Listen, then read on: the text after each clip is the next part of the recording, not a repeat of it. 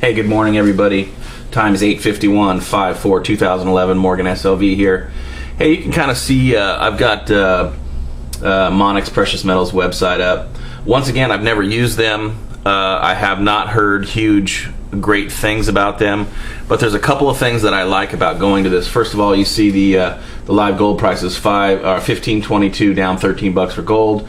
$39.90. Wow, dropped $1.32. You know, there's a definite pullback there.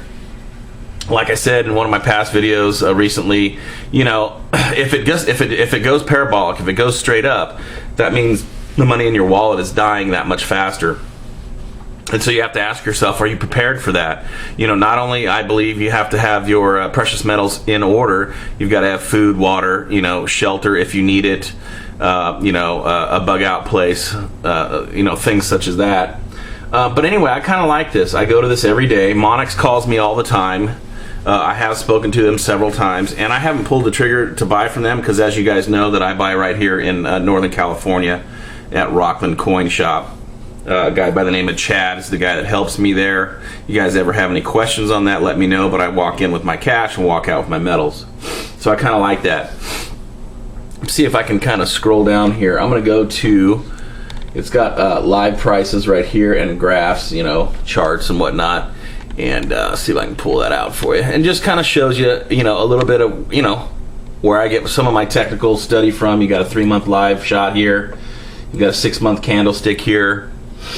You know, you can go to 1 year, you can go to 5 year, and this is of course silver. Look at silver over here. Look at this dip right here. You go to 10 year, you can see it just as well. And you know, I don't know how you guys feel about, you know, the volatility of silver. I am completely at home with it thus far. Of course, I'm not trying to sell it today. So, you know, I was told once that if you have to sell something, you're probably going to lose money. If you don't have to sell it, in other words, at that particular moment, you'll probably do all right. And that's what I was going to, you know, suggest to you guys. Mike Maloney says, let's see if I can stick my finger in here. He says they're going to, when they sell their metals, they're going to kind of just go around the top. They're going to be fore and aft of the peak.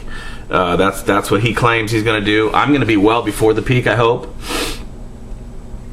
You know, I think it was, I don't know if it was Warren Buffett they were talking to one day, and they said, how do you attribute you making all the cash you've made with your investments? He says, because I always sell too early.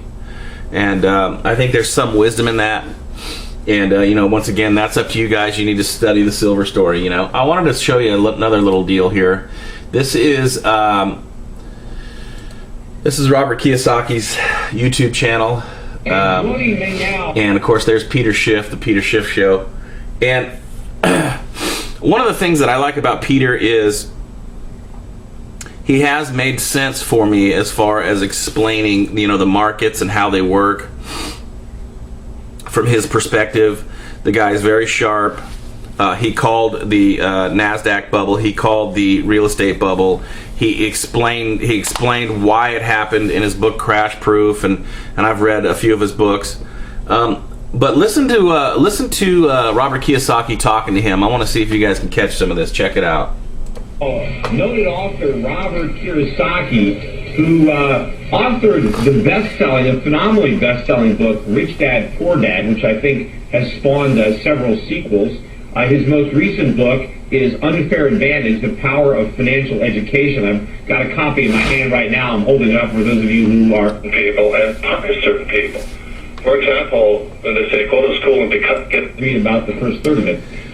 So listen to what Robert Kiyosaki talks about school. And this is where I try to not give my kids a bad taste in the mouth about school, but I'm very displeased on how they teach. And just listen to what he has to say. The debt. So that you have positive cash flow, but that you own assets that will then appreciate that you didn't have to pay for. Yeah, that's correct. It's never changed. An unfair advantage, the real positioning statement is what school will never teach you about money. And they'll never tell you the tax law. You know, you'll go to, when I was in school, they never said this is the tax law. And as you know, the tax laws favor certain people and punish certain people. For example, when they say go to school and get a job, in other words, become an employee or become a doctor, a lawyer, or an accountant, you know, the smart kids, you pay the highest taxes possible. but tax is always revenue neutral.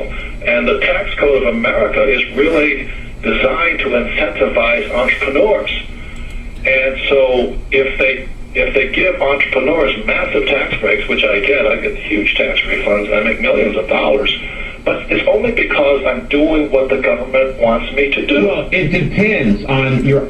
So they kind of go back and forth. Peter Schiff is very opinionated, so is Robert Kiyosawki. I like the fact that Robert Kiyosawki is pointing out the fact that if you don't understand the tax law, if you don't have a good CPA, you're going to pay too much in tax and it's harder to become wealthy. And once again, when I say rich or wealthy, I am, at least in my mind, what I want to be able to do with my life and my family is to be able to, afford life and all the trimmings. If I want to take the kids on a trip, I want to be able to do that. If we need to all go to the dentist and spend 10 grand, I want to be able to do that. We want to have decent health care, or at least major medical, those types of things. Maybe have a gardener, acquire, and of course acquire more properties. And as I saw silver bouncing off $50 an ounce, like I say, I can pull the trigger now and make my little dreams start to come true now. But I am going to wait and see if I can hit maybe a double or a triple versus a single. So those are just some of the things that are on my mind today. Let's see if we can get on with this joke here. Here we go. Moses, Jesus, and another guy were out playing golf one day. Moses pulled up to the tee and drove a nice long one. It landed on the fairway and rolled directly toward the water trap. Quickly, Moses raised his club, and the water parted, and the ball rolled safely to the other side, safe and sound. Jesus strolls up to the tee and hits a nice long one, directly toward the same water trap. It landed directly in the center of the pond, and just kind of hovered there. Jesus casually walked out onto the pond and chipped it onto the green. The third guy gets up to drive and randomly whacks the ball.